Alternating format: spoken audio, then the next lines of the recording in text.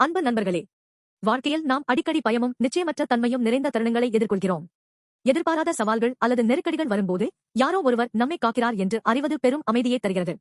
இது ஒரு குழந்தை தனது பெற்றோரின் அன்பான அரவணைப்பில் பாதுகாப்பாக உணர்வதைப் போலவே இருக்கிறது. இன்று 1 சாமுவேல் 26:12 வசனத்தின் மூலம் கடவுள் நம்மை எவ்வாறு பாதுகாக்கிறார், அவருடைய கவனிப்பின் கீழ் நாம் எவ்வாறு அமைதியையும் தைரியத்தையும் பெறலாம் என்பதை ஒன்றாகச் சிந்திப்போம். தாவீது என்ற ஒரு மனிதன் இருந்தான். அவன் அப்போது அரசன் சவுலால் துரத்தப்பட்டு வந்தான். சவுல் தாவீதை கொல்ல விரும்பினான். தாவீது உயிர் பிழைப்பதற்காக எப்போதும் ஓடி ஒளிந்து வாழ வேண்டியிருந்தது. ஆனால் ஒரு இரவு ஆச்சரியமான ஒரு நிகழ்வு நடந்தது. தாவீது சவுலின் பாசறைக்குள் ரகசியமாக நுழைந்தான், நேரடியாக எதிரிகளின் மையப்பகுதிக்கு. சவுல் தூங்கிக் கொண்டிருந்த இடத்துக்கு அருகில் சென்று அவனருகில் இருந்த ஈட்டியையும் தண்ணீர் குடுவையையும் எடுத்தான். மிகவும் ஆச்சரியமான விஷயம் என்னவென்றால், யாரும் தாவீதை காணவில்லை, யாரும் எழவில்லை, அவன் அங்கு இருந்ததை யாருக்கும் தெரியவில்லை. ஏனெனில் கடவுள் சவுலையும் அவனது ஆட்களையும் ஆழ்ந்த உறக்கத்தில் ஆழ்த்தியிருந்தார்.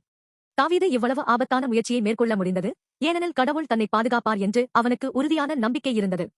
இந்த கதை தாவீதை பற்றியது மட்டுமல்ல, இது நம்மை பற்றியும் பேசுகிறது. நண்பர்களே, வாழ்க்கையில் நாமும் பயமுறுத்தும் தருணங்களை எதிர்கொள்கிறோம்.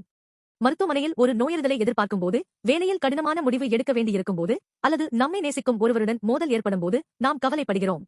ஆனால் தாவீதைப் போல கடவுள் நம்மை கவனித்துக் கொள்கிறார் என்ற நம்பிக்கையை பற்றிக் கொள்ளலாம். வேதாகமம் இயேசுவும் கடவுளின் பாதுகாப்பின் கீழ் தமது ஊழியத்தை செய்தார் என்று கூறுகிறது. தமது மிக இருண்ட நேரத்தில் சிலுவையில் மரணத்தை எதிர்கொண்ட போதும் இயேசு கடவுளின் திட்டத்தில் நம்பிக்கை வைத்தார். மேலும் தமது உயிர்ப்பின் மூலம் நமக்கு நித்திய நம்பிக்கையை அளித்தார்.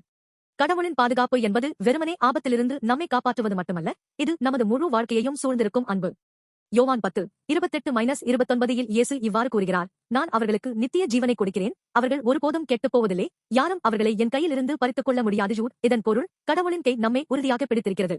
நீங்கள் கிறிஸ்தவனாக இருந்தாலும், இன்னும் கடவுளை பற்றி அறிந்து கொள்ளும் ஒருவராக இருந்தாலும், இந்த வாக்குறுதி உங்களுக்காகவே உள்ளது. கடவுள் உங்களை நேசிக்கிறார், உங்களை பாதுகாக்க விரும்புகிறார்.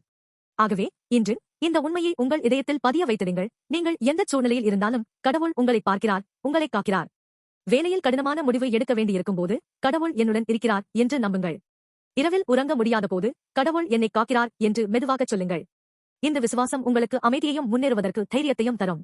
கடவுளின் பாதுகாப்பு என்பது பிரச்சனைகளிலிருந்து தப்பிப்பது மட்டுமல்ல, அவருடைய அன்பில் பொருளையும் நம்பிக்கையையும் காண்பது. இந்த அன்பை பற்றிக்கொண்டு இன்று ஒரு படி முன்னேறுங்கள்.